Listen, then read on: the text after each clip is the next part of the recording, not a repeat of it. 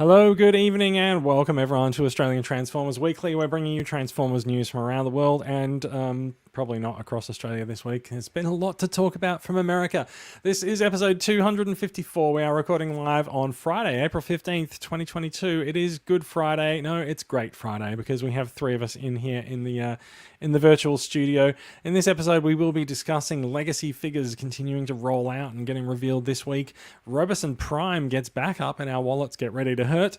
And we finally get a look at Hasbro's newest combiner. Well, sort of. All that and more is coming up in this week's episode after this.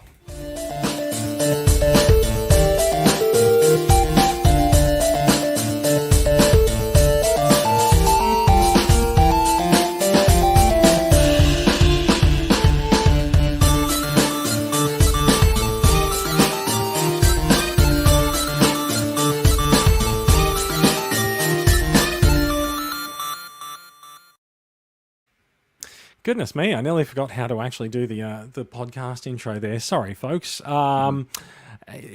is episode 254. It's Good Friday. None of us have anything to do because everything is closed. So we've managed to stack the house for the podcast recording tonight. Some people are watching along with us in the TCCA Facebook group, and some people are watching on YouTube as well. We do like live comments. You're very welcome to comment on the stream, and if we like what we see, we might put it up on screen and talk about it. I'm Jason. Joining me tonight, we have Max coming to us from Adelaide. How are you doing there, Max? I'm well, thank you, Jason. How are you?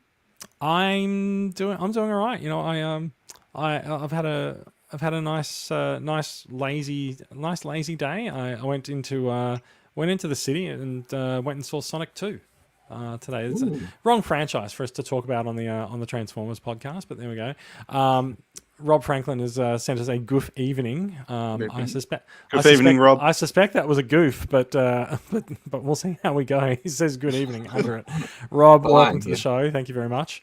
And coming to us from Melbourne, Alan Jones. It's been a while since we've had you on, mate. How are you doing?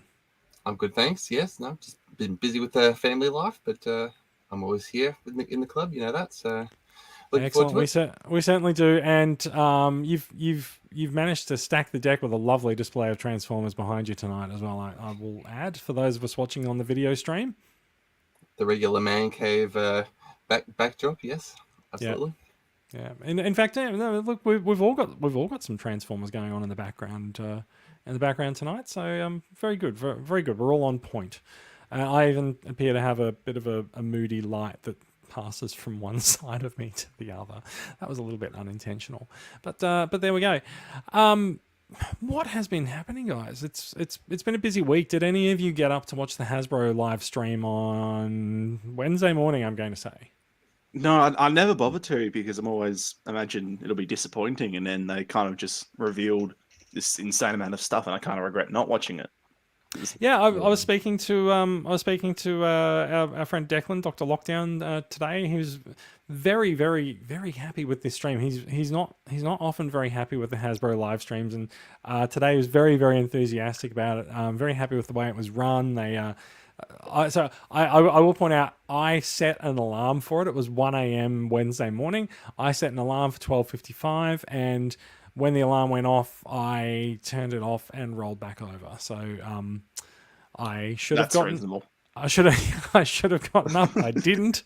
Yeah, don't know what came over me other than the stench of the previous streams, which apparently was shaken off this time.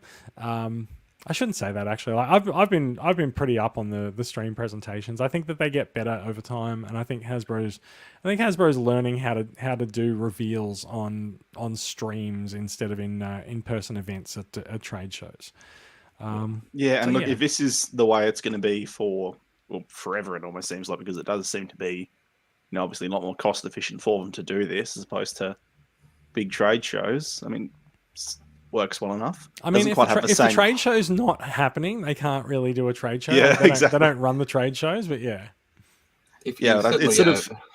I wouldn't blame them for continuing it past whenever trade shows happen to come back. I agree. Yeah, I would also not be surprised to see this format continue. I think they've refined it over the last 18 months or so, and they've learned what works and what doesn't. So it's going on. They definitely get the internet community involved and excited. They certainly know. I mean, even if you miss it, you're guaranteed to have a shotgun blast of, how many websites and news in your face the next morning. So it's very true. Yeah. I also noticed that our Facebook group absolutely drowned in posts regarding the reveals in the hours following the stream on Wednesday morning. I think at one point I may have deleted a couple of things and reported them as duplicate content, and then I think I just gave up. I was like, well, people are going to comment on everything, so see what happens. I think as well as the presentation of the stream being well received, I think the figures that were revealed were also pretty universally well received as well. People seem excited about them, except perhaps with the exception of one, which I just realised I have not put into the run sheet, but we'll talk about that and why. So Rob says they definitely were able to show a few exclusives in the show. Only a few of the figures were spoiled prior to the show. It's very true. We've seen a lot of leaks in the Transformers community over the last few years, and I'm pretty sure. What actually was spoiled from this? I'm not sure. Blitzwing. We knew about Motormaster. Oh, do you mean full reveals or just listings? Yeah, so when you say full reveals, I mean, did Prime versus Prime get his hands on it? And that was Blitzwing, and I'm not sure he got his hands on anything else from this wave. So we'll see what happens. But I mean, look, this wave is not really due to hit shelves internationally until I think July. So there's time enough for some things to make their way out of the factory and into his light box. We'll see how that goes. Look, let's get into it and talk about some news. This is probably where I should have a news jingle to play, but I don't. So let's just pretend I played a news jingle, and I know that Brad will probably insert it in post. Except because I've said it, he probably won't do it, just despite me. Let's talk about some news. So leading up news, we'll talk about releases, and as in things that we have talked about in the past that are out now. First things first, local releases. Studio Series 86 Perceptor. People have been freaking out a little bit about Perceptor because they can't find him in retail stores. I think so. He started turning up more consistently on Amazon Australia if you want to order from Amazon. And if you don't like giving money to Jeff Bezos, you can generally find him in store at EB and Zing, and you can probably order from them online. I think what you will find is that people had a similar freak out about Studio Series Noir last year. They decided that he was really hard to get, and now you can't swing a cat in Kmart for knocking over a Noir or 10 of them. Myers got them all over the shelves and stuff. So I think patience is probably the key if you are looking for Perceptor. You will be able to get him pretty soon, I think. If you are still looking for the Titan Arc as well, the price is fluctuating a bit on Amazon Australia. It did go down to $99, which was pretty amazing for a Titan. Alan's shaking his head because how much did you buy it at, Alan? Oh, I haven't bought it because I'm waiting for it to be 99 again. Oh, okay. I bought it at 300, but whatever. Anyway, and I think the big news, burying the lead here, Griffin from Ozformers posted the other night, I think last night or the night before, Hasbro has seen the number of us importing Legacy Wave 1 and realised that they probably shouldn't make us wait any longer because Legacy has been slated for a mid-year release here. They have brought that forward, so they're sending stock out into retail channels now. It should be available in stores in early May. So that's good, but also it does mean that the stock was here all along, and why wouldn't you send it out to the stores? Who knows? Are they counting on our mid-year sale? Like every year we've had this big mid-year, big W, all those kind of things. Like, are they like trying to, okay, this is going to be the big W sale, this one here. It's interesting. There are usually some really good bargains to be found on Transformers at Big W's mid-year sale. Like we had $46 Grimlock, and did we have Snarl last year? I'm not sure. I think we did. We had $46 leaders across all the lines last year, and I wouldn't be surprised if that continues this year. But I'm just not seeing many leaders on shelves at the moment. But the big news and the things that won't quite be confirmed yet is that we are expecting to see Motormaster. Spoiler: Motormaster was revealed, and we will talk about him a little bit later. But we are expecting to see Motormaster at a particular retailer's toy sale mid-year, which I think you just named, and I'll just say is probably going to be Big W, just like last year with Rodimus Prime, and it is very likely to be the first global release of the figure to get him into stores in time for the toy sale. I would expect it to go very similar to last year. It'll probably turn up a week or so before the toy sale at $150, and it'll probably drop to $120 or so on sale. He's a big boy. He's a Commander class figure. Expect everything to be very similar to Rodimus, with a highly articulated figure and a trailer that's definitely full of tricks because it's going to form Minosaur. So we are expecting to get Motormaster at Big W stores mid-year for the mid-year toy sale. Before we get into news proper, overseas releases, I think I may have mentioned a couple of these on the last podcast, but I'm not sure. The Legacy Beasts, Night Prowler, Sandstorm, and Buzzsaw. They're American Walmart exclusives, but they have been released in Asia. You can definitely get them from Robotoys and from Big Kids Collectibles at the very least in Australia. I've seen them in stock on those websites. And you can also get the Legacy Buzzworthy Bumblebee Autobot Silver Streak. Those are 5 words that I didn't really think I'd say in that order, so he's the blue and silver repaint of the Earthrise Datsun mold. Very much anticipated by people, and it's hard to say, but it does seem like as a Buzzworthy Bumblebee, release, he's probably unlikely to come to Australia. The other news is that Legacy Leader Laser Optimus Prime and Galvatron have been released. Laser Optimus Prime is a new-ish mold. He's new from the waist up, and Galvatron is a re-release of the Kingdom Galvatron, but he doesn't have battle damage on his paint job this time. So if you're looking for a clean Kingdom Galvatron, the Legacy Leader Galvatron might be your jam. Is anyone looking for a new Galvatron? Maybe a Prime for me, but I think there was a few other colored versions of that Megatron from I recall. The Megatron or the Galvatron? Oh, Galvatron. Oh, sorry, not the Galvatron. Yeah, the Galvatron. I mean, there's a few colors of Megatron as well, but no, there are definitely a few Galvatrons from Kingdom. There's the regular Kingdom release. There's the same color Kingdom release, but with fixed shoulders. There's the Gen Select's toy color version, and there's also the Unicron reformatting version as well, which has a very original paint job on him as well. And there definitely were a lot of people after the non-battle damaged Galvatron. Like, there was a lot of people working out at home how to remove the battle damage themselves, and now they can just buy it basically. Yeah, it turns out Hasbro also figured out how to remove the battle damage, but didn't tell anyone until this year. So that's sort of bit of a roundup of what you can expect to find from local and overseas dealers at the moment. I am expecting to see what's coming in May. I'm expecting to see Studio Series Leader Sludge come out in May as well. So that's a couple of weeks away. He should be out on the 1st of May overseas. So expect to see some pictures and some info about his release very shortly. I think without further ado, let's start talking about the figures that were revealed this week on Hasbro's live stream event.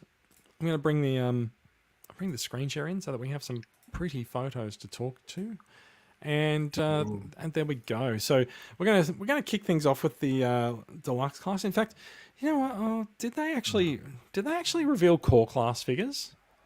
I don't think they did. I think core classes sort of just drifted out by themselves. Yeah, so we did see a leak of a G2 Megatron core class figure, which He's the same mold, just painted in bright G2 colors, so not really that momentous. And I think, I can't remember if the other cores for Wave 2 are going to be repaints or not. But there's rather a lot of core figures coming at us this year. So we'll see how that goes. But on screen we have the Stunticon Wild Rider, who got revealed about a day before the stream on Comic Book Resources, with an official release from Hasbro along with Blitzwing. And goodness me, he looks stunning with that.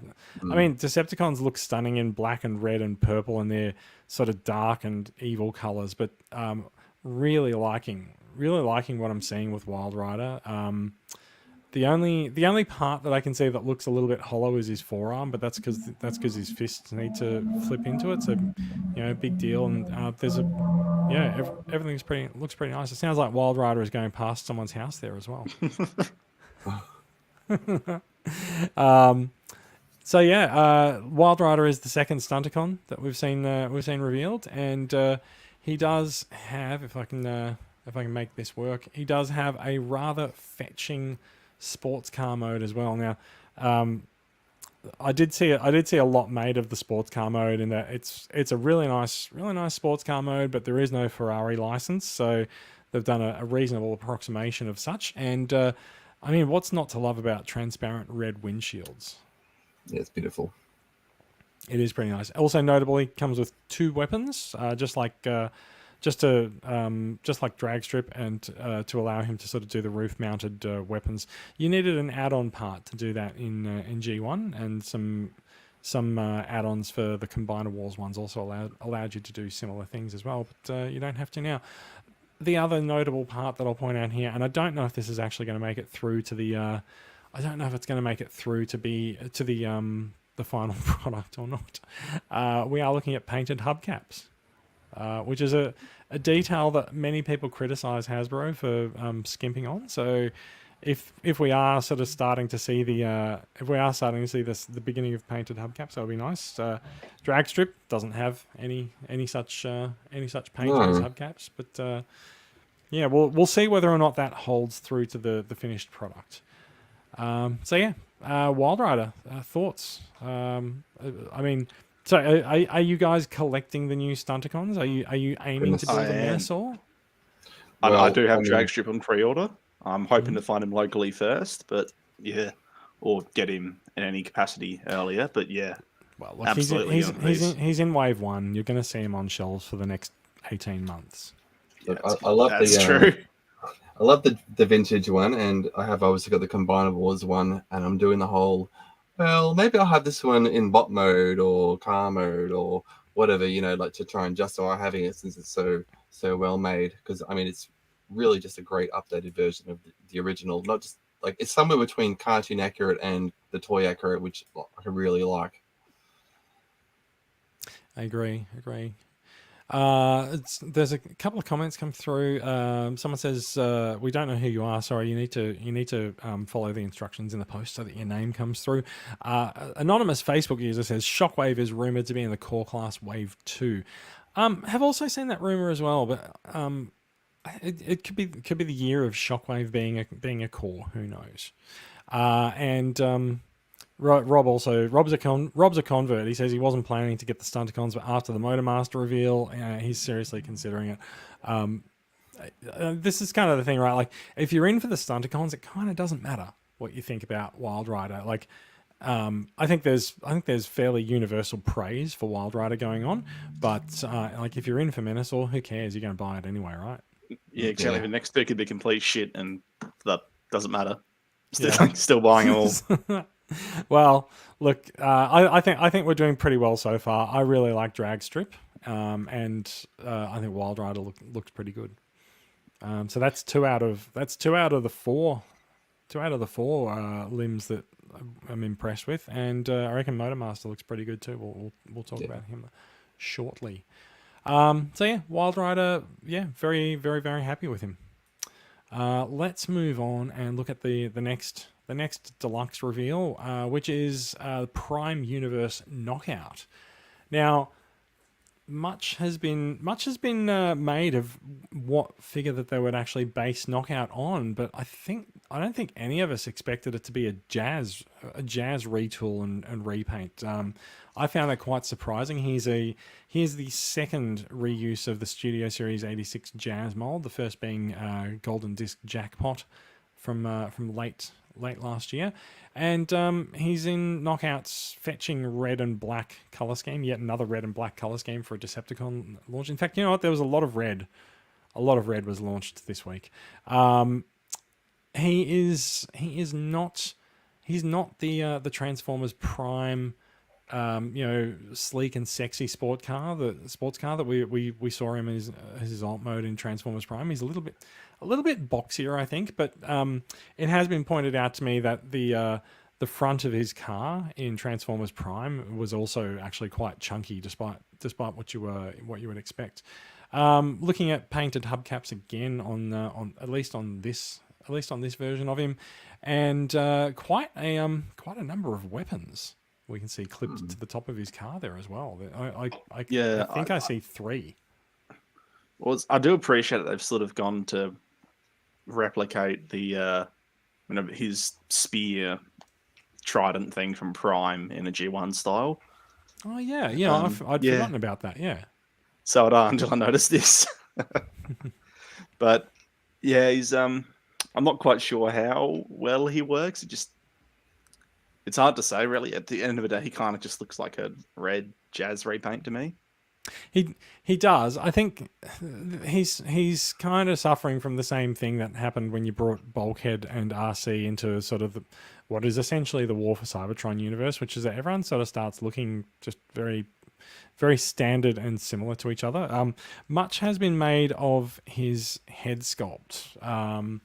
His head sculpt. He's got the familiar shape to his head from the Transformers Prime version of the character. Like, he's definitely the Prime Universe Knockout. Look, I think the face sculpt is fine. Some people have said that they don't like it. I think, given that he was based on a Transformers Prime figure, I've seen people say yes, and the comment has literally just come up as I'm saying it. Thank you, Ben. He's got a nose now, because nobody had a nose in Transformers Prime, which it's all right. And Rob also says the red actually brings out details of the jazz mold, and that's quite true actually. I do find the Studio Series jazz mold a bit funny. Like it's nice, but I just think it's not that nice.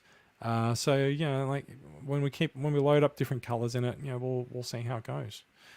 So yeah, I put this one here just to sort of look at his face sculpt. He's he's recognizably Knockout, so I kind of don't mind. What do you guys think of? I don't actually have a pic of him holding the weapon. Sorry. I reckon that'll help people, like him showing how he holds the spear and such. Yeah, probably. I mean, like it's the you can see the weapons sort of clipped together. There's 5mm ports and everything on it. So, I think it'll be all right. I have to admit, when I first saw this, I thought those are actually the core class weapons all combined together, sitting on his roof. But no, it looks like these weapons actually do come with Knockout. So yeah, that's good. Yeah. So are you guys fans of the character from Transformers Prime, or I have the I've got the original one. Yeah, it's hard to get excited here. I think a lot of people, myself included, when the initial leaks of the Legacy lineup came out, everyone sort of went, "Oh wow, it's going to be these Armada characters, these Prime characters, yada yada yada." We were sort of expecting an update to his classic designs, and it's not necessarily disappointing because it's like, well, we had no reason to expect that. That was people jumping to their own conclusions based on leaks. But even so, it does feel like a bit of a wasted opportunity.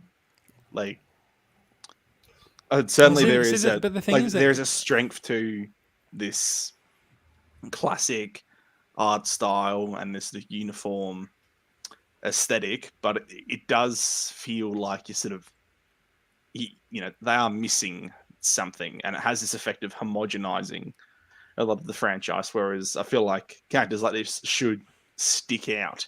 It's because it's not like G1 was a very homogenized art style, but then it feels like we've had so far, they feel like they've gone almost too far to one extreme of it. Does that make sense? Like we'll see G-Axis later on, for instance.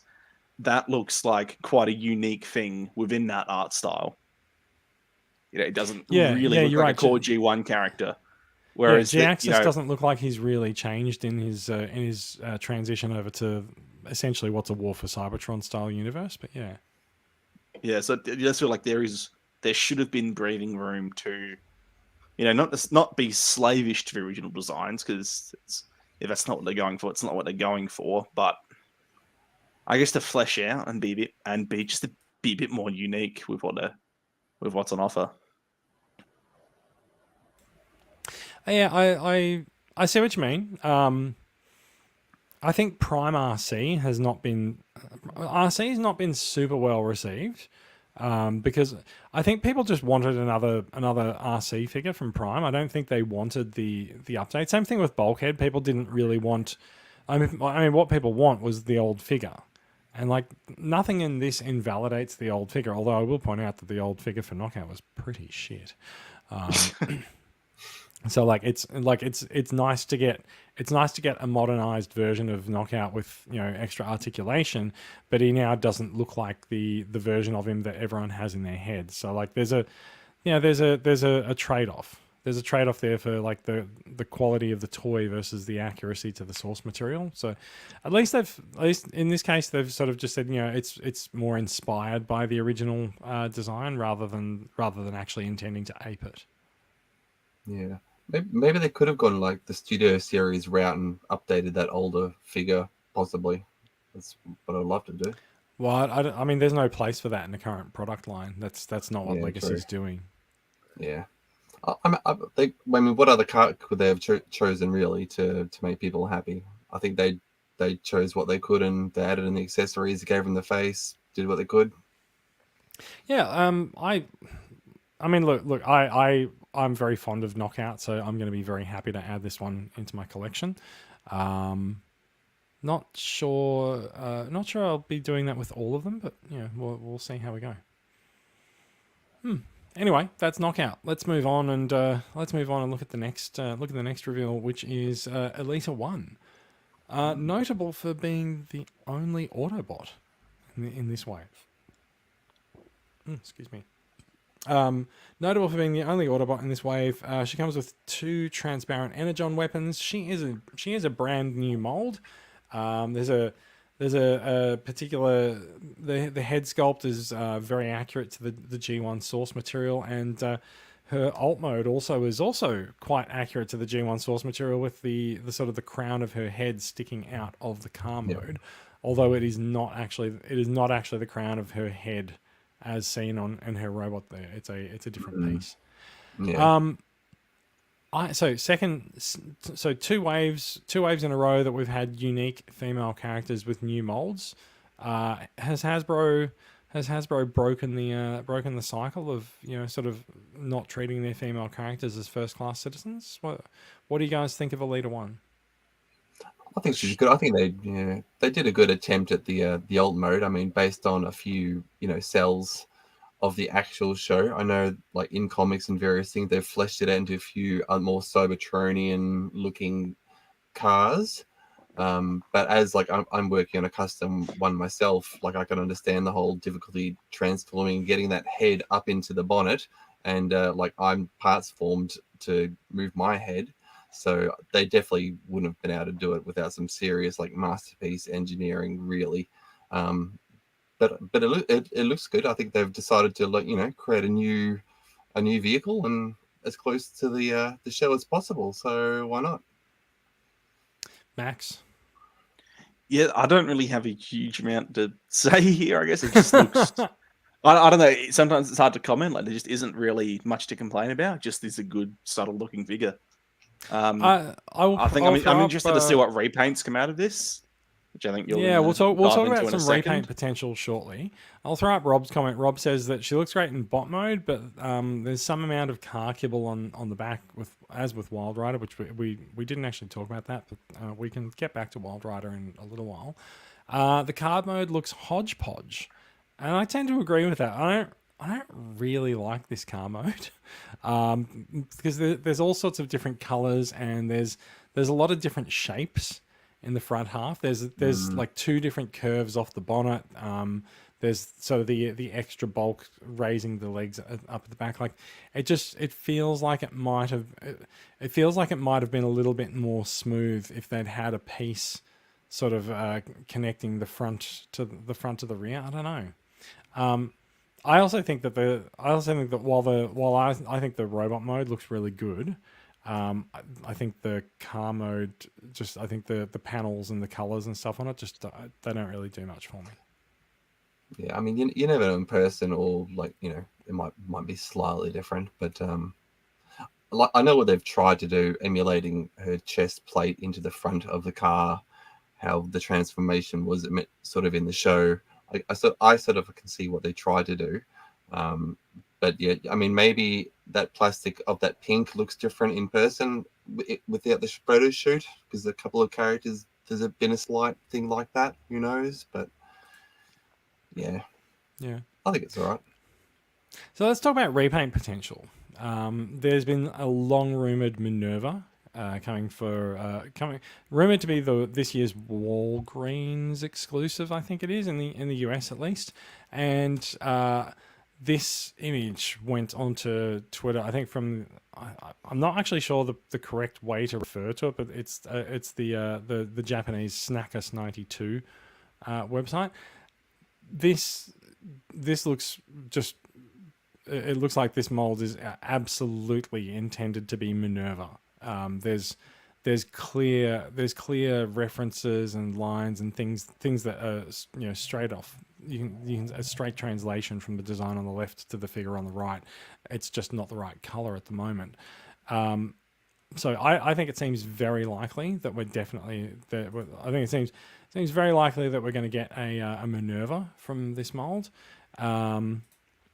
Rob says they could make a Shadow Striker from this mold as well. That would also be interesting. Just on the car design, Ben says it's based on a Flow Dairy design, so expect some jank. It's fair enough too. Fair enough.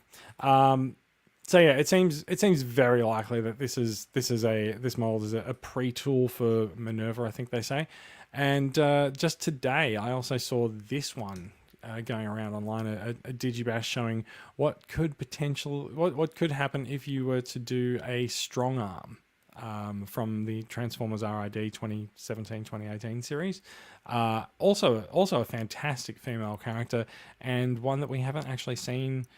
We haven't actually seen a toy of in quite a while. So yeah, it would be really nice to see a strong arm. I would think that if they did this, they might actually rather than recoloring the head, they might give her a unique head design. But good lord, those colors and stuff, they look fantastic. I could definitely see that being a strong arm.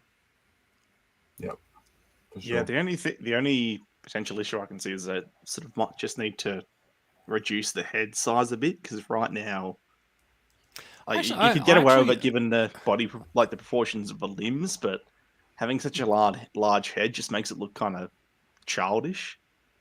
Yeah, so I do think that the head looks a bit larger than it needs to be, but also I think that's the head, but the face is about the right size. So it's just that there's a massive helmet on, which I think is more sort of in line with the cartoon as source material for that. So large helmet around average size head, but yeah, I tend to agree. It does look a little bit too big overall in this shot. Yeah.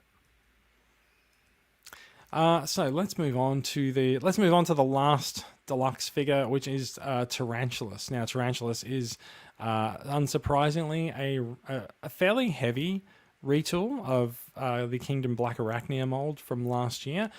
They have they've changed the spider legs to make him more tarantula-like, and he's got colors that seem very reminiscent of the Black Arachnia figure from the Worlds Collide box set. But a lot of his sort of beast form and panels and stuff like that, they're a lot larger than Black Arachnia. So while there's sort of a shared skeleton behind things here, Tarantulas should stand alone as his own character. Now, Tarantulas, if people are fans of the comic, Tarantulas is very important in the Wreckers series. So there's likely to be a lot of love out there for getting a new Tarantulas figure, and also obviously from Beast Wars fans as well. Yeah. Rob says you can hear Tarantulas cackle from this image. So yeah, and we've got the spider mode for him there as well, which you can definitely see that the legs are a lot larger than the Black Arachnia mold and much more tarantula like. So yeah, are you guys Tarantulas fans? Are you looking forward to getting this guy? It's a great looking spider if you wanted to get the spider transformer, even if you hadn't gotten into the Beast Wars and all that kind of stuff. But I mean, it doesn't go in my collection personally, but it definitely looks good. I'll say that. Max, it's Beast Wars. So I'm sort of just like Beast past. I want to have something more to say, but yeah, I do not. Yeah. I didn't get the Black Arachnia from Kingdom, but I do have the version from Worlds Collide, which I do like, but I don't really have any particular love for the character. So yeah, Tarantulas is probably going to be a pass from me, unless people get him in hand and it's just like mind-blowingly good. But having handled the Black Arachnia mold, I don't think it's likely to blow my mind. So yeah. And Rob does say, I wonder how well the legs hold up the spider body compared to the Black Arachnia figure. Hasbro went to great lengths last year to tell us how strong the legs on Black Arachnia were. Like, they had photographs of it hanging off wooden beams and things like that. So I would assume that they've dedicated about the same amount of detail into the legs for Tarantulas. We just haven't necessarily seen the photos of him hanging off things yet. Yeah. So that is it for the deluxes. There's four very strong deluxes. All of them have been received fairly well. Like I said, there's some strengths and some weaknesses depending on your personal taste and preferences. Let's move up to the Voyager class, where there were 2 figures shown, but we're only going to bother talking about one of them at any particular length. And this is G-Axis from the G2 universe. And he looks like he's just stepped off the pages of the comic. He is beautiful. He is. Like, people who didn't watch the live stream have told me that they looked at the single photo with the complete picture of all of the reveals, and they're just like, who the hell is that yellow one? That looks amazing. Like, he's got that mustard yellow and the white limbs that just draw attention to him, and he's got these pissy little green wings hanging off behind him. But that head sculpt, he just looks cranky as fuck. I'd never imagined. Yep, sorry. Go on. Yeah. I'd never thought we'd wind up having a G-Axis come out as an original mold. Something. Him be he's the always original going to tooling. repaint. Yeah. Exclusively just here's a vague jet-shaped figure. We can throw a G-Axis head on this. Well, it's funny you say that, because like, his alt mode is kind of a vague jet-shaped figure. It is, but what the hell are you going to retort that into? Unless it's just so strange. You could imagine it being a Combiner Wars Silverbolt type thing, where it's just a block that gets. I heard he's actually based on Combiner Wars Silverbolt, but yeah. So a bunch of us were looking at this in the Wednesday night chat in the TCCA Facebook group, and there is a rumor that there's an Armada Starscream coming. Now, if you were to, so the wings on this guy are fairly straightforward, and you could remove the wings and replace the wings with something else, right? So if you changed the wings, would you be able to sort of see this through to a Cybertron style Armada Starscream? Like that cockpit area looks like it could kind of go a little bit more Cybertronian. But yeah, and people actually have a couple of other comments there. Rob says that he thinks it'll be a needle nose. Ooh. I feel like Needle Nose was in a fan survey recently that I think he got defeated in. So there's definitely some feeling from Hasbro that they want to do a Needle Nose, I think. So yeah, okay, yeah. that makes a lot of sense. I can see that quite nicely here. He's got the right proportions in robot mode too, sort of like a bit lanky but very blocky proportions. Very true. That could work. And notably, he also does have. You're right. Actually, he's very tall, isn't he? He does have a G2 style Decepticon symbol on him as well. That's quite good to see. Morgan Moroney says that he looks like Thunderwing, which would be ironic since his last figure was a repaint of Thunderwing. It would be interesting to see that go the other way and for Thunderwing to come from G-Axis for once.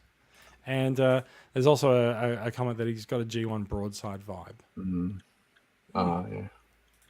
Well, the risk of making him a Starscream is the potential for repaints further from that. So don't ask for a Starscream. I'll say that. Are you saying don't give Hasbro ideas for more Seekers? We've got enough Seekers at the moment.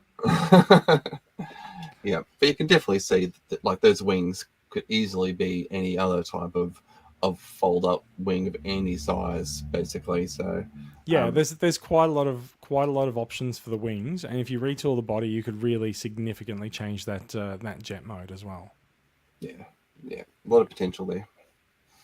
All right, now the other Voyager reveal, which I'm not going to really go into, we did see mentions a while ago that there was an S Soundwave coming in Legacy, and no one knew what S Soundwave meant until today, until this week, where it turns out it just meant Siege Soundwave. They've done a Galvatron and they've removed the battle damage from Siege Soundwave, and they're re-releasing him. So it is the Siege version of him, not the Netflix version, but he has a spaceship mode and not a cassette player. But you can, if you're going to keep him in robot mode anyway, then it's so it's a good option to pick up a Soundwave. Yeah, they could have given him a different tape or anything as well as an incentive. They could have, in fact, I'm not sure if he actually comes with a tape. Oh, there you go. That's interesting. Yeah, so I know the Netflix one does, but the Netflix one is a Battlefield Voyager rather than a regular retail Voyager. So I think it's likely he doesn't come with the tape. We'll see. Although, of course, Kingdom and Legacy Blaster does. So maybe he will. We'll see. Rob also says, I am seeing some articulation in G-Axis's hands. It looks like there's a pinhole to help open the fist. I believe you are right. That is not unheard of in the recent lines. I think Prime had openable hands. I think a couple of other Voyagers or Leaders have as well. But also, it's still not Rodimus style hands like we have seen. We've seen where we want hands to go on retail figures with Rodimus Prime last year, and this is still a step up from standard hands with very little articulation, but it's not quite there yet. Yeah. Morgan says with Soundwave maybe they'll put a clear tape like with Blaster. Maybe if they do, it means redoing all of the tapes. Not sure if they'll go there yet. All right.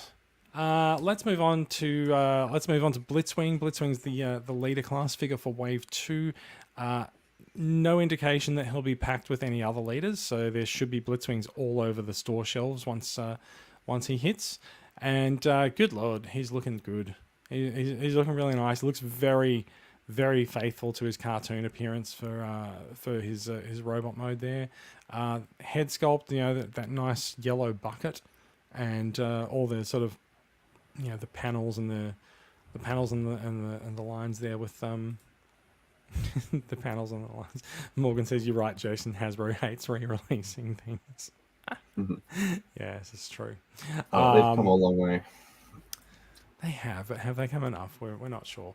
So Blitzwing, we've seen this guy leak a lot over the last couple of weeks. He does come with giant Energon weapon hands that no one really knows why he comes with giant Energon weapon hands, except it moves him from a Voyager class price point to a leader price point. So, yay for that. And they do. There is some movement to those figures hands, so you can see that the fingers have sort of been tucked in, and the whole thing's just sort of converted to a bit of extra weaponry for the tank here, and the tank is very accurate to the animation model with the cockpit of his jet mode sticking out there as well.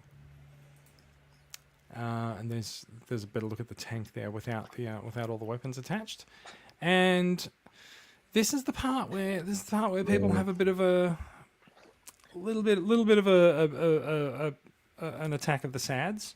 Let's go with because there is a lot of tank kibble on that jet mode. Like, it looks like the jet mode is 3 stories tall, and it does look like they basically folded the tank in half. Not a huge fan of the jet mode, but also, like, the jet mode on the G1 figure was kind of pretty ridiculous as well, like in its blockiness and proportions. So, fair enough. It's an official Blitzwing. There's always going to be some sort of garbage mode, I guess. Yeah, I mean, they've tried absolutely. It's par for the course at this point. That's true. Done the best. Rob says there's usually 2 out of 3 modes are a success, and there's always one that has to make do. Ben says that's quite the undercarriage. Yes, it is. It's an impressive undercarriage, I guess, but yeah. I mean, look, Blitzwing is unlikely to be displayed in this mode on your shelf anyway, but you know, we'll see what happens. There'll definitely be someone who goes, "Well, I do display Blitzwing in jet mode. How dare you?" But we'll see. Who knows? Maybe someone will come up with a fan mode or some kind of way to tweak it. I mean, you know, people usually try to find a way to do something.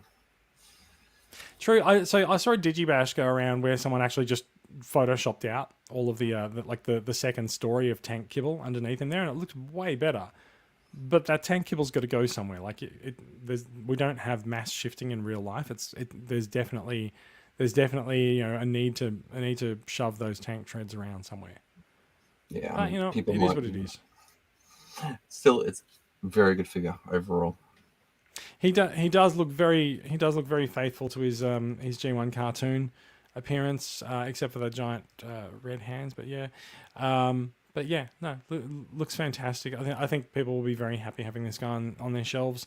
Remember, it's almost like 2.5 years since we got his fellow triple changer from the Decepticon ranks is with Astro Train. No sign yet if there'll be an updated Octane, but you know, you sort of would assume that where one goes, the other will follow. So yeah, you know, we'll keep an eye out for an updated Octane. I predict, yeah. I mean, even a Springer without the battle damage, I'm sure will be coming out very soon too. Wow, yeah, that's interesting. So Springer is a mold that we haven't seen reused or reissued yet. So yeah, maybe we'll see Springer soon. I think there is a rumor of a Wreckers line that's coming. So if I look in there, like, so there is a rumor of a Wreckers line, but the Wreckers line might have a Springer in it. I'm not quite sure. Yeah, we'll see. I mean, it'd be really annoying if they did a Wreckers line without actually having Springer in it, wouldn't it? Yeah. I mean, I could always just re-release the last one, because I know it's a bit of a high demand figure at the moment, so, you know, easy bit of wave padding. It's true. It'll be S Springer, perhaps, but yeah, pretty much. We'll see. So, that's Legacy Wave 2. That was the reveals from Hasbro's Livestream event.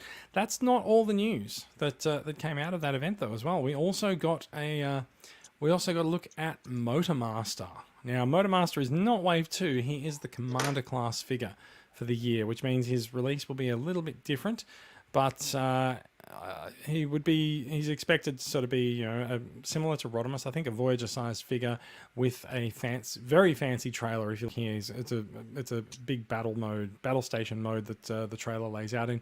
I expect 0 people to actually display their Motormaster this way, but this mode does actually show up some interesting things for us, because we can see from here that there's actually Combiner Wars ports at the top of those pylons on either side of the base station, which clearly form Minosaur's legs, and you can also see a couple of ports at the bottom of the battle station there, which seems to be where they would plug into. So yeah, so sorry, go on, yeah. Oh, yep. So the implication will be that the option will be there that you don't necessarily have to, plug on these leg sections, and that you can instead just say, right, here's a Combiner Wars figure, slap it on. Yeah, it's true. So the photo will be around somewhere here. So we can see from here that the Stunticons in Legacy are expected to look very much like the G1 cartoon, which means the cars clip onto the back of the legs. Now, each of these leg parts has a couple of panels that close, and so when you clip the car onto the back, the panels close, and the panels actually look like the underside of the car that's clipped on behind them.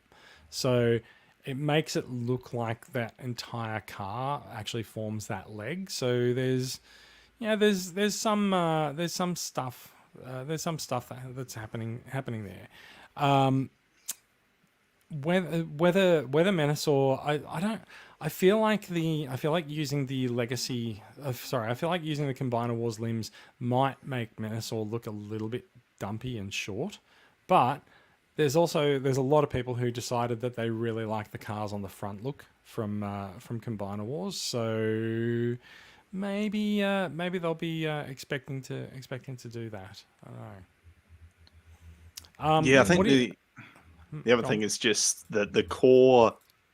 I think Minosaur and Combiner Wars was widely regarded as one of, if not the single greatest weak points of that line, right? But that largely just arose from Motormaster, and then it just didn't form a good torso at all. So it could almost be like this a way of saying, well, if there's an option for the arms as well, it can be like, well, okay, here's a Minosaur torso, and you can just use this you can just replace your old Motormaster if you'd like, or you can go out and buy these new ones we've just put out. We're certainly going to try. So there's been some speculation on the use of the Combiner Wars ports. It looks like you would be able to use the ports to replace the legs, but perhaps not the arms. It looks like the ports go the other way on the arm side. So, yeah, whether or not that's the case, don't know. But it seems like the legs would be the only controversial part of that. So maybe you can swap out the legs and be happy. I've got Motormaster up here as well. Been a bit of criticism of his feet. The feet don't stick out enough, apparently, and there's also there's just sort of his lower legs seem quite tall. It almost looks like he's on stilts. But I expect looks like Motormaster. Yeah, it looks like Motormaster to me. I expect this guy to have sort of Rodimus level articulation. Like, you can see his hands are not Rodimus level articulation, but like I expect him to hold together and be a very solid figure like Kingdom Rodimus. And I see nothing here to dissuade me from that opinion. Like everything here looks like the panels fold up and everything compresses, and I think he looks like he's a really solid figure. That's not the head design that we wanted to look at there. He does come with a giant sword, but there's his head design. He's always, like, Motormaster's always had a sort of a big blocky head with a sort of a smaller bot head sticking out of it. Very much also the case on this one. I think he looks fantastic. Like, I'm really looking forward to getting him. I'm usually not that excited about Stunticons, but like something about this just makes me think these guys are actually going to be pretty special when they're all combined. Yeah, you know me, I'm not the biggest fan of like the really hardcore slavish G1 stuff, but there's just something about this where it just looks, it just looks so well done that I really, I can't wait for this thing. I think I've been this excited for an official figure in years. It's really, a couple of really things. Pushing my buttons. First Decepticon Commander class figure as well. Yeah. That you can see the trailer there, very very big trailer. From we know the trailer has a lot of the trailer is basically the guts of Minosaur, the skeleton of Minosaur. So it's not really too surprising, but very big. Expect it to be very solid and relatively heavy. And then there's also the look at the box art, which is just gorgeous. This box art leaked out earlier this week, and just. So much of the box art for Legacy has just been really impressive, and just I've really enjoyed looking at the box art for a lot of these figures. It looks to me, when you see the boxes in person, it looks like it almost looks. I think I said on the last stream, it looks as if they've figured out some kind of way to do a high dynamic range image on a printed cardboard box. They just really pop. They really stand out. They're lovely. And in fact, I think you can see the Combiner Wars ports on the back of the front of the trailer there in this art. Yeah, and then you've got the Stunticons driving through the background. It's just a very visually appealing piece. I love the overall aesthetic of these Legacy boxes, where it's kind of just leaning into this cheesy, synthwavy, sci-fi kind of aesthetic, and it's just beautiful. Like it's absolutely shameless. It just looks fantastic. Is there any spot a jack for a blackjack at all on his front? Has everyone noticed if they thought they might do that at all? I don't think so. I don't think they would. I think this is a very G1 Motormaster. So I don't see a blackjack in Minosaur's future. Also, he does actually say that this is also 5 of 5 for Minosaur, which by the time we get him in the mid-year sale, he won't be number 5. He'll probably be number 2. Not expecting to see a blackjack. Also, I will switch to the other thing. So there was also some actual looks at him in the live stream, so you can see the Minosaur head there. I thought the configuration of Minosaur is fairly unique in the trailer, forming so much of the skeleton of him that I feel like they'll have trouble replicating this for another combiner. It'll be interesting to see how it goes, because the other combiners are generally not cars stuck on a skeleton. Bruticus will. Yeah, Bruticus might be. Yeah. So there was also some demonstration about how drag strip fits on there, and I think I know I said this just dies. Like, he just gets ripped in half. Yeah, he gets ripped in half. I'm pretty sure I said this a while ago when I got the factory leaked drag strip and figured out how to actually separate him. I did surmise that there might be a tab on the device that would push in and actually separate him for you, and it does seem that is actually the case. So you can see here that the Hasbro dude Mark has stuck drag strip onto the compressed arm there, and then something has activated that tab there, and then the arm folds down to extend down so that you get the two halves of drag strip. So he's the drag strip is the right arm, and breakdown is the left arm. So we won't see breakdown until much later this year. So he's expected to be in wave 3, which seems currently scheduled for an October release. But at the same time, in that same wave, you will get 2 Stunticons. So you'll be able to form half of a Minosaur if you have 2 drag strips and two Wild Riders by the time Motormaster comes out. But you'll probably be chomping at the bit for those last 2 limbs when the October wave comes around. Yep. It does almost feel like a tease that the entirety of Minosaur is just contained within the Motormaster box. Like, you look at the box art of Minosaur itself without the limbs, without the Stunticons attached, and it's just a fully formed robot, just without. It's just missing some cars tabbed onto the side. Yeah, he needs a bit of armor. Yeah, it's a bit of a tease though. It's like, okay, here's your Minosaur, and now you've got to wait for him to actually feel Basically, complete when you because buy he's so Motormaster, you're close to buying being a complete Minosaur. when you buy Motormaster, you're buying ports to add deluxe figures onto. So I did think that it was pretty clever. They've essentially shown Minosaur, and I've been very critical of them for not showing Minosaur. So they've shown Minosaur, and they've shown you what Minosaur looks like now, but they just haven't shown the last couple of limbs attached to him, which I thought was quite clever. So and apparently there was a joke made on the live stream that he'd really like to show people the other limbs, but he wasn't allowed to. So yeah, so you can sort of see. It does feel like they're not quite promoting Minosaur enough. Like, it's a new combiner, right? This is, it's a big deal. It's a big opposing figure. 5 things going together.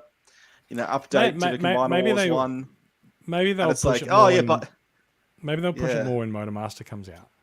You'd hope so, because at the moment it's kind of like, okay, here's this drag strip, here's this Wild Rider, here's this Motormaster. Oh, by the way, we haven't released any actual images, but there is a combiner that this makes. Yeah, I mean, look, that's true, but also I think people know that the other limbs will come, and they do know that, like, when you see a drag strip, there's a Minosaur. Yeah, true. Yeah, I also think I think people probably have enough faith in Hasbro to actually make a big combiner for these guys now as well. I guess I mean more in terms of just the general retail crowd. So someone walking into a store, or browsing Zeng online or something like that, and seeing, oh, here's your drag strip, here's your Motormaster. It doesn't really jump out at you that, hey, this is part of a big project that's happening. This is a big event piece. Like, so it is on the boxes though. Like, it does say they're Minosaur X of 5 and stuff, and like, I think you also do need to give people credit for working out that yes, like, there's these guys are going to combine. I'm also just really glad that it's actually a slow release of the combiner, instead of just sort of dumping it all in one wave or doing multiple combiners in one year. Like, I like that it's a bit special. Yeah, it's going to be satisfying once it's complete. I think so. Looking at this, I think he is going to be quite satisfying. So yeah. I'm interested they didn't make all the limbs be able to split in half, so they could just do the whole mix and match gimmick. They've very specifically said, and I've got product listings that say drag strip right hand, Wild Rider right leg, breakdown left hand, dead end left leg. So they're very specific about what goes where. Whether or not you can put another drag strip on the on the left arm, don't know. We will see. Yeah. Ben asks, what about the height? Is it default Combiner Wars or with the third party feet? I don't think anyone knows, really, to be honest. I mean, like, you can guess things from looking at this. I feel like it's perhaps the height of a combiner with the feet on from a Combiner Wars figure. So, like, the lower leg that you can see here sort of looks to me like it's a little bit larger than the sort of the compressed deluxe that we got in Combiner Wars. But so yeah, I think it's probably like a deluxe plus an upgrade kit kind of thing. Yeah. Don't know. I mean, ultimately, like, we won't really know until there's sort of some more official measurements of this guy made. It probably won't happen until people actually get it out in hand, and or it finds its way onto someone's light box. But yeah. So Combiner Wars, Legacy Minosaur was shown. There was a couple more items that were revealed. We're just going to touch on them very briefly because there's not a lot to say about them.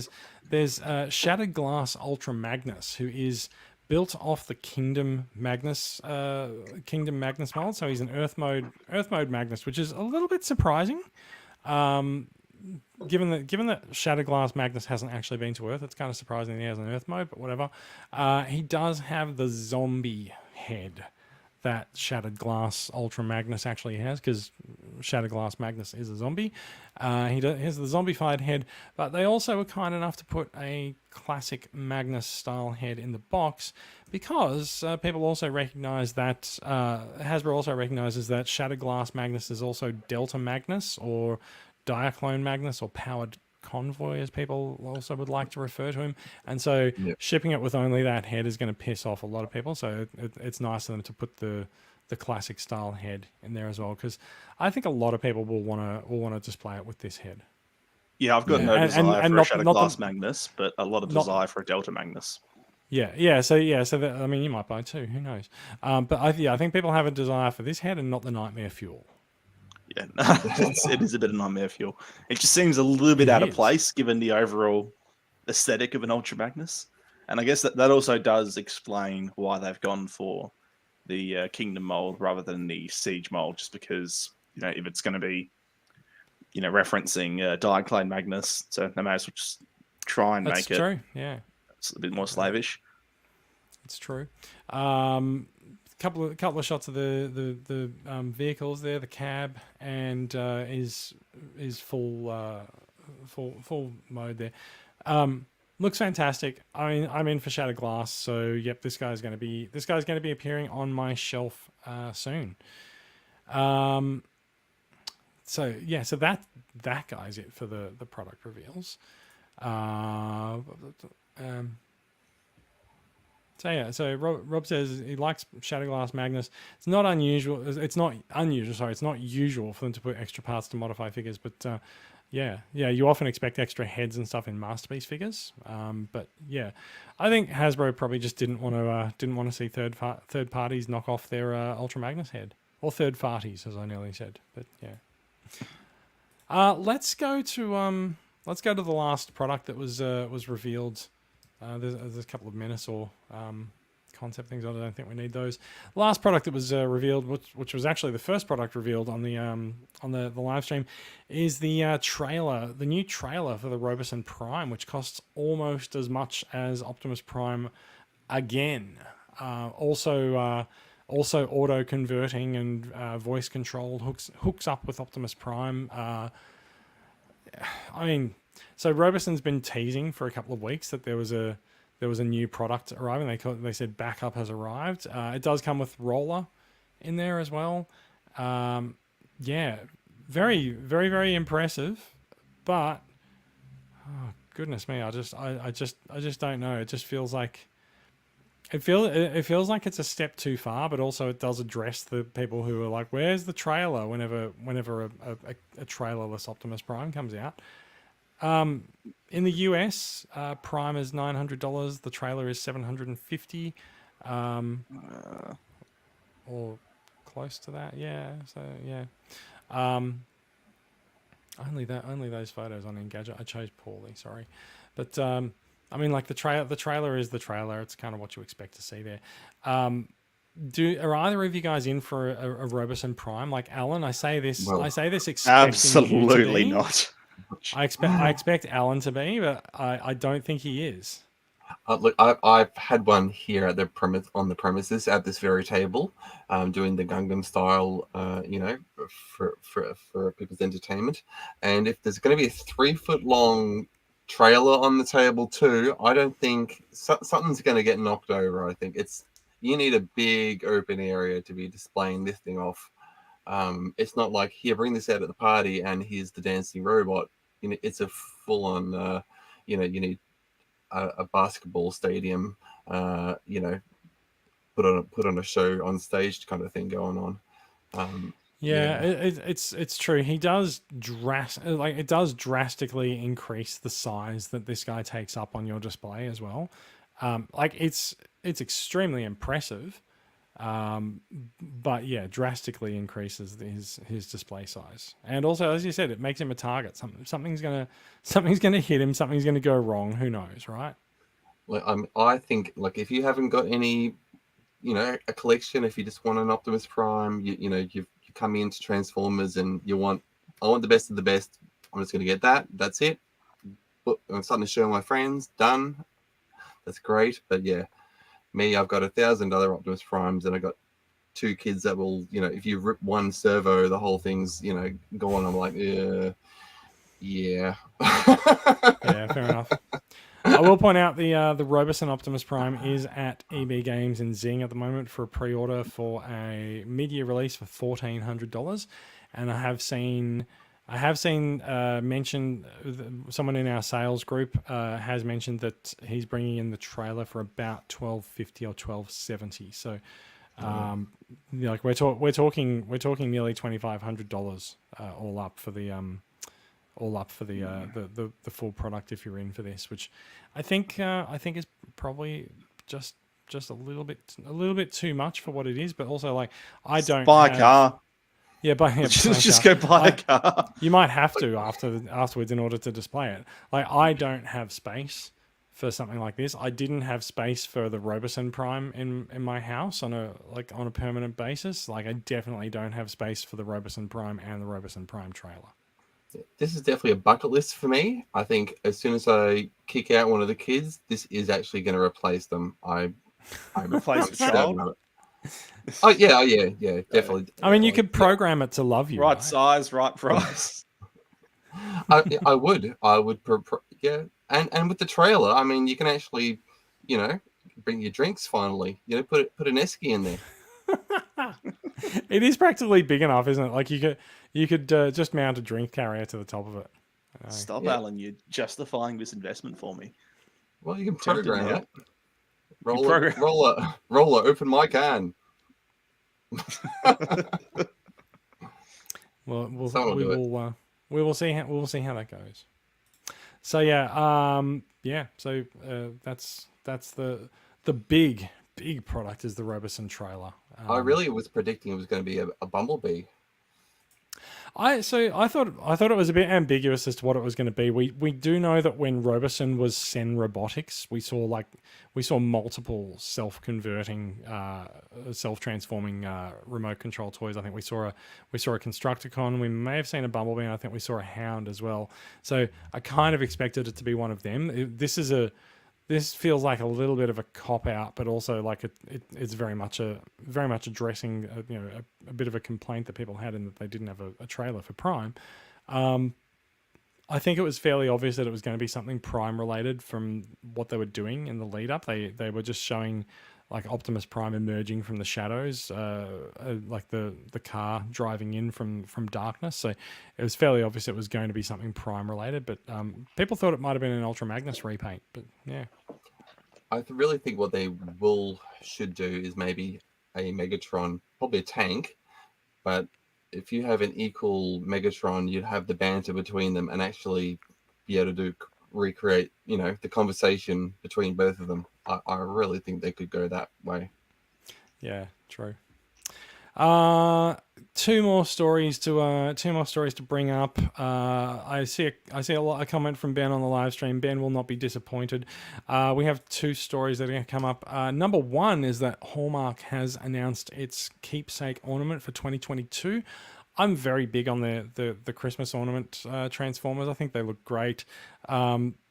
It's another Optimus Prime. I think this is their third Optimus Prime now. But you know, whatever works for them. And yeah, he looks great. He'll look lovely hanging off your Christmas tree. I'll take two. Usually these guys get sold by myornaments.com.au in Australia, and you can find them in other places as well. I think the Hallmark ornaments ended up at Big W last year, but I'm not sure if the Transformers one did. Like the Hallmark keepsake ornaments are starting to come into Australia more and more. So maybe this year we'll see this, more widely available. But I think last year the Shockwave ornament you had to get from the My Ornaments website.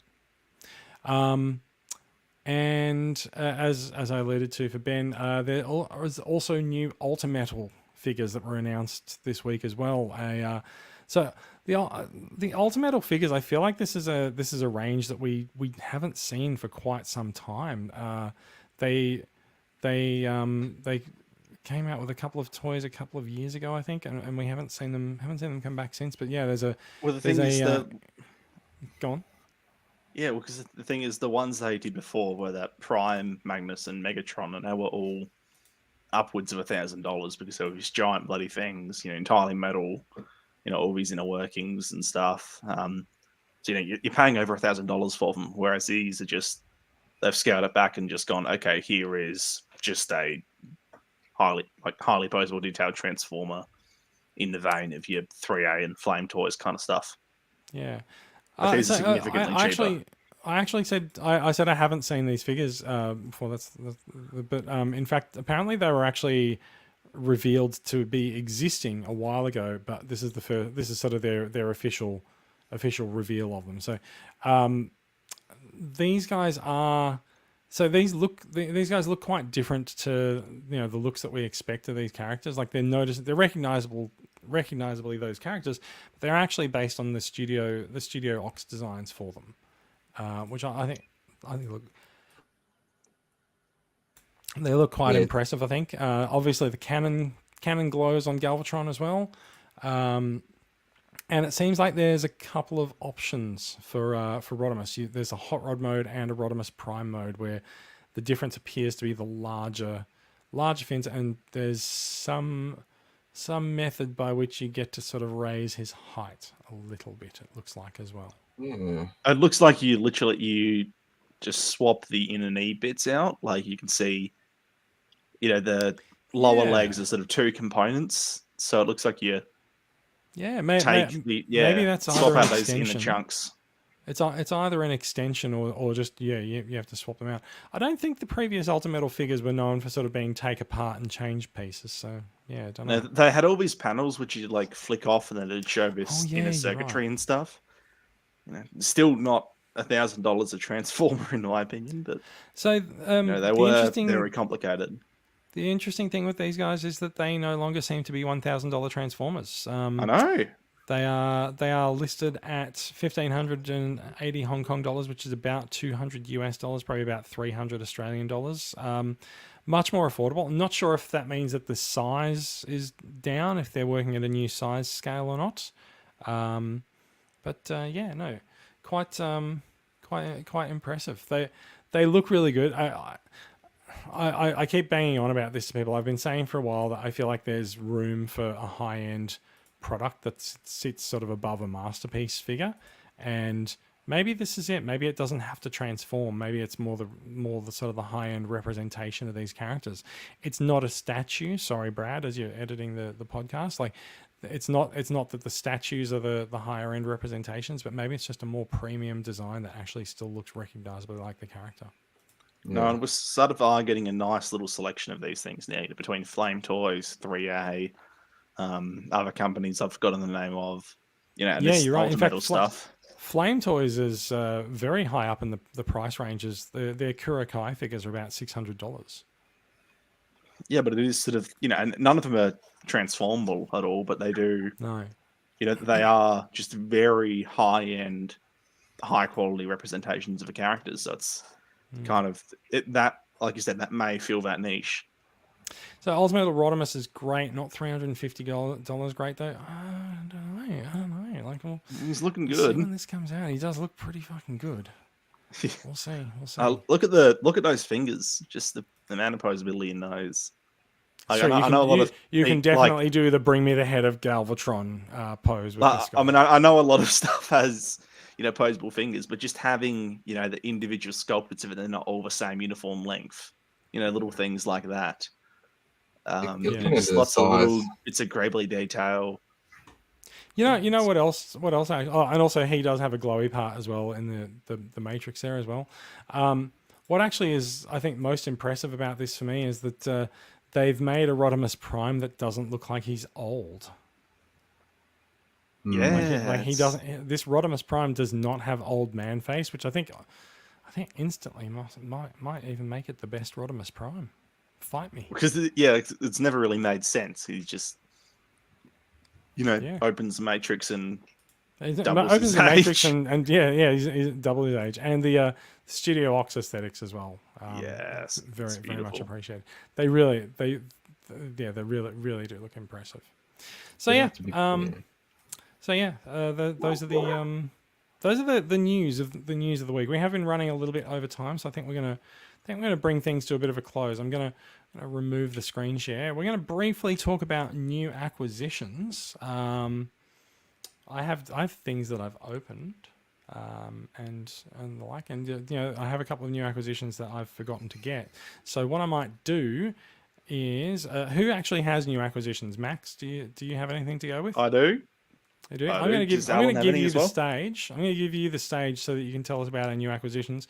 Your new acquisitions while I go and get mine. Don't take too long, please. I get nervous. Tell us what you've got. So right, for me, just the one thing in the past stupid amount of time since the last episode is Big Firebird's Mooka, which is sort of they got a bit of renown or disrepute, I suppose, a little while back for their RC, which would seem to have a bit of a over-exaggerated design, we'll say. And I actually ordered that figure and then sold it before opening it because I thought, nah, it just wasn't for me. But then seeing reviews of a figure itself and then actually realizing, yeah, fuck it, it's a good-looking piece. I went back and got a repaint, and I am suitably happy with it. Yeah, it does have a very effeminate aesthetic, we'll say. But at the end of the day, it's not as tasteless as a lot of people have made it out to be, I suppose. It's certainly it is significantly different to anything else in the collection, but it just works as an RC figure too. It seems to be aping the Combiner Hunters color scheme from a few years back. Because seldom used color scheme for RC, but very welcome as well. Because like black and purple's always nice, right?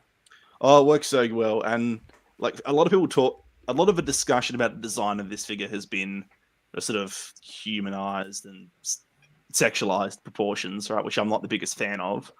But the thing that no one really mentions is the aggressiveness of it. It's lots of weapons, lots of sharp edges. It's particularly with his color scheme. It's sort of a very edgelord design. It's that I don't know that dark black with a bright fluoro color design. So it looks very, it's a bit of a violent aesthetic. So I'm not gonna dissuade anyone from disliking the aesthetic of a figure. Like I said, I sold the original one before opening it because I felt a bit iffy about it, and then backtracked because I just thought that's a bit silly. And in hindsight, I think that's a good idea because it is a genuinely really good piece. It's quite different to a lot of other Transformers. It feels almost more like a Figma with just Transformers bits tacked on. Basically, the entire transformation happens in the backpack, and then you can remove large chunks of that.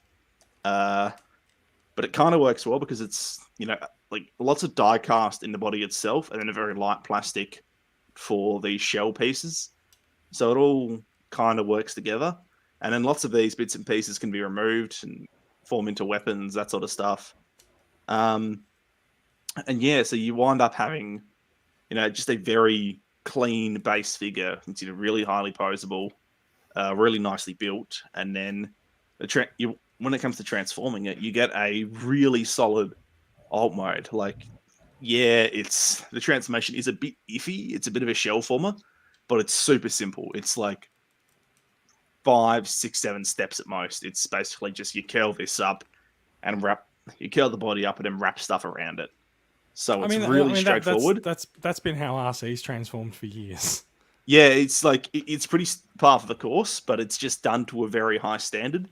It's like it's a little bit finicky, but the thing is, getting everything to align is a bit finicky. But in robot mode, it looks super clean, and in car mode, it looks super clean and holds together really nicely.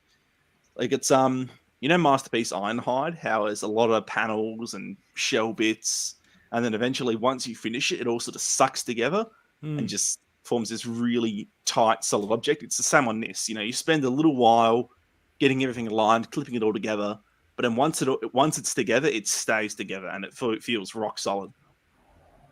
Yeah. The only thing, I guess, is there's a bit of parts forming, but it depends on your definition of parts forming. So, like, you technically don't have the parts form at all, but then you have the windshield and stuff, it acts as a shield in the robot mode, but obviously it's detached when you're transforming it. I don't particularly take issue with that because it does have it has a fully sculpted interior, so it's kind of like, yeah, you do have the parts form that, but then you wouldn't still see have the a fully inside otherwise. Yeah, so you are left with just an open topped car as opposed to a car of a roof. So if they just left this piece off entirely, you wouldn't even notice it. It's just purely there for options. So I was a bit, I don't know, I'm quite pleasantly surprised. I was a bit worried about how well they'd execute it, given where their priorities seem to be. But it's actually turned to be a really nice transformer. So yeah, very good. Quite happy with it. Nice. How about yourself, Alan? I've been backtracking onto some X-Transbots figures, actually. Since recently I got Jensen. I know you did too. So I was a big fan of that. And so I'm just filling in my Masterpiece shelf. So I've gone off and got Andrus.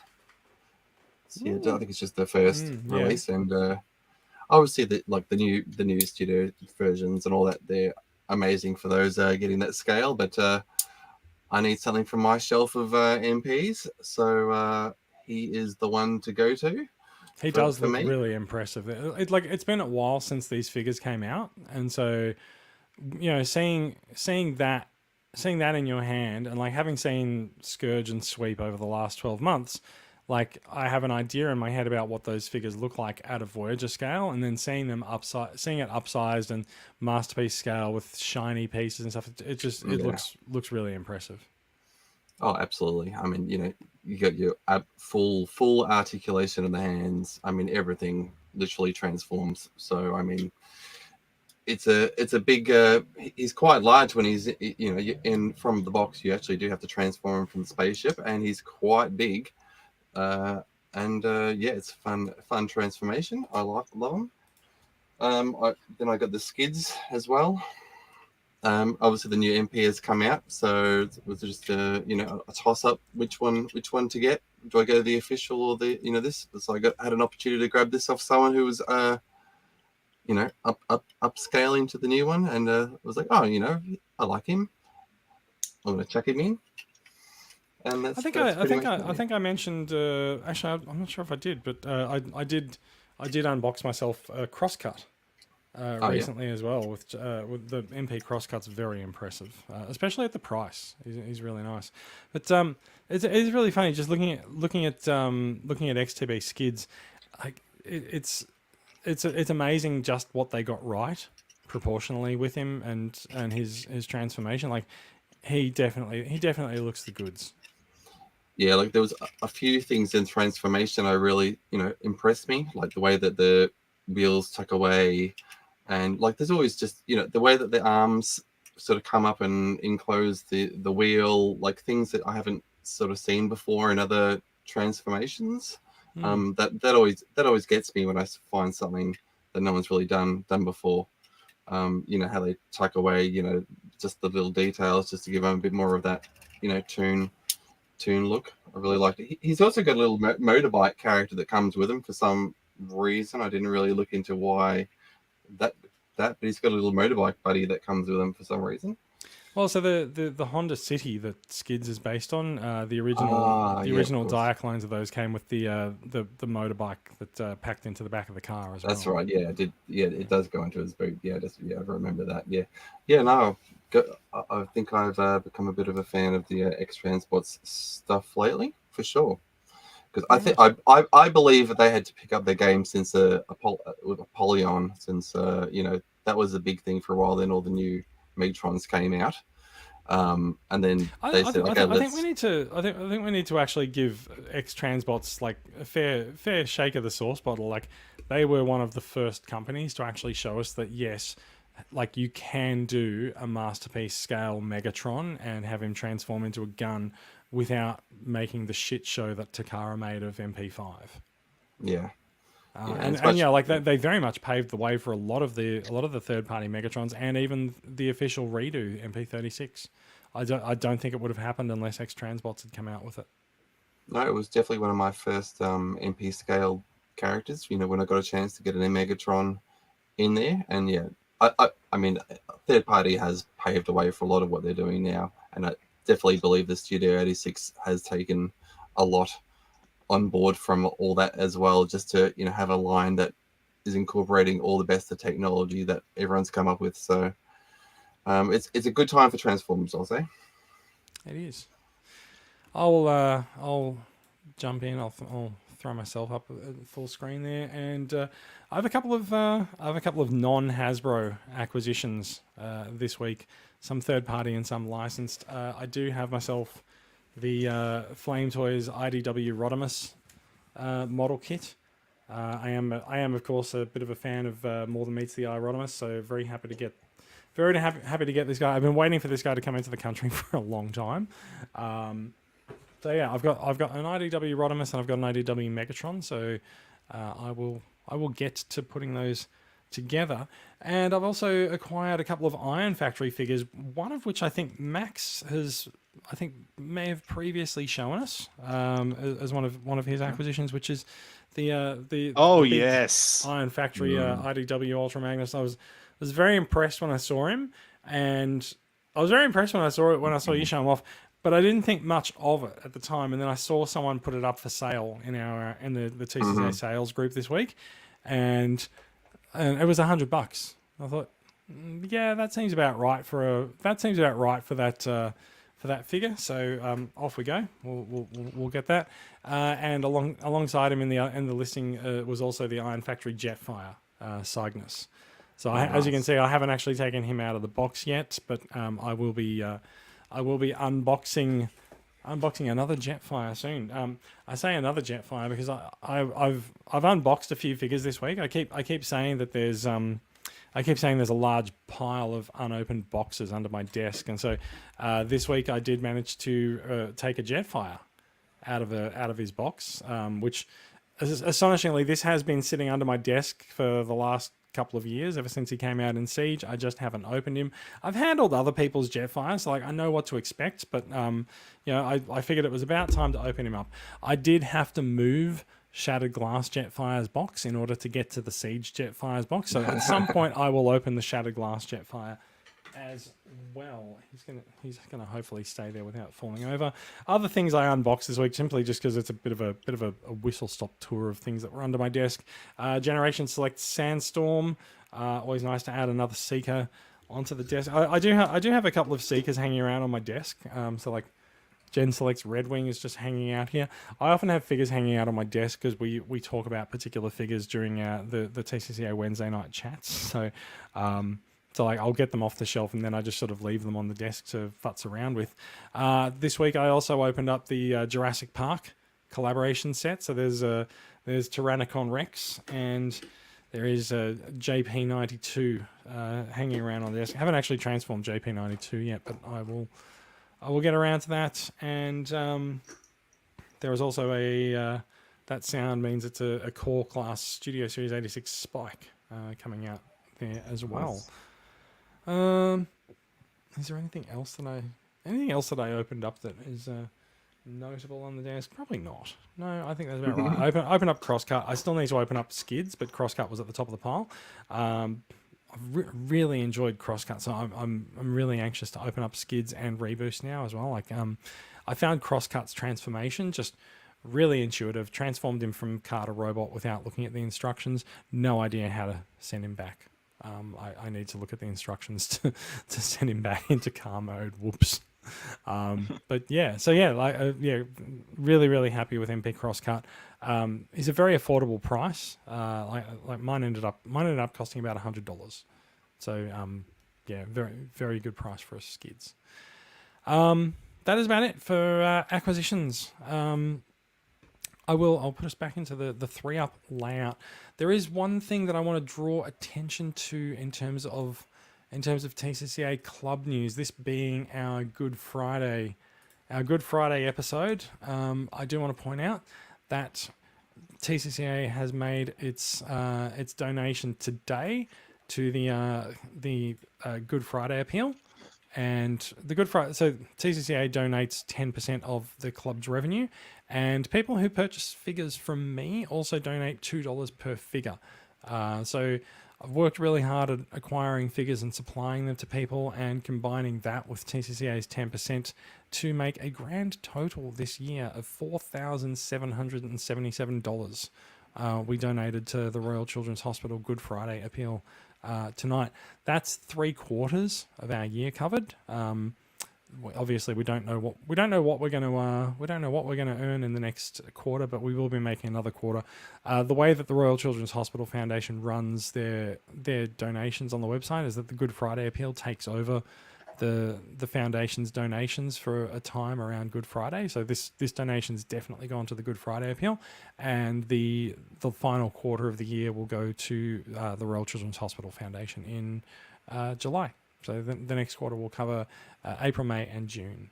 So yeah, we don't expect a lot of people to sign up for membership in the last quarter of the year, but there'll still be a nice chunk of money to come from the figure sales and acquisitions that we do for club members as well. So very happy with that. I'm very proud to have been a part of it. I'm very proud to be helping run the club along with Simon and Chris, and helping to do some good for charity with that as well. So that's the big TCCA club news for the week. And I think with that we're about done, and it's time to end the show. Does anyone have anything they'd like to add before we do that? Speak now or forever hold your peace, at least until the next episode. No, peace is held. Peace is held. Peace out, everybody, and hold peace. Be safe this Easter. Do be safe this Easter. People will probably be listening to this after Easter, so be safe next Easter as well. It's actually a little bit unusual for us to do an episode on a public holiday, but I guess Good Friday is a little bit unusual in that a lot of us are home. So yeah. Thank you, everyone, for listening. If you're watching along with the live record, thank you for checking us out. Thank you, everyone, for making comments on the live stream as well. I really feel like the comments really enhance the commentary that we can offer on the show, and it gives us something to bounce off, and gives us some instant feedback on how we're doing as well. So thank you for that. You will find out more about these stories and more with links in the show notes. You can get in touch with us. The podcast's official website is transformersweekly.podbean.com, but you can find Max and Alan and Brad and Bradley and Ash and myself in Transformers Collectors Club Australia on Facebook. If you're not already subscribed, you can find us on your podcatcher of choice. We're everywhere. We are a production of Transformers Collectors Club Australia, a registered club in Victoria, run by volunteers donating their time, effort, energy, money, and Friday nights and Good Friday nights to make collecting in Australia better for everyone. Our goal is to build the Australian Transformers collecting community by engaging fans around the country. We make content like this podcast. We attend live in-person events. We spread news, and we run Facebook's largest dedicated Australian Transformers discussion and sales community. That might be a fail. We'll see if Brad can edit that. You can find out more information about the benefits of TCCA membership and how to show your support for what we do at transformerscca.com. That is it from us. I'm not going to say we'll be back next week, but we'll try to be back next week in the fullness of time. We will be back with Transformers news soon. Thank you, everyone, for watching, and do stay safe out there this Easter. Thank you.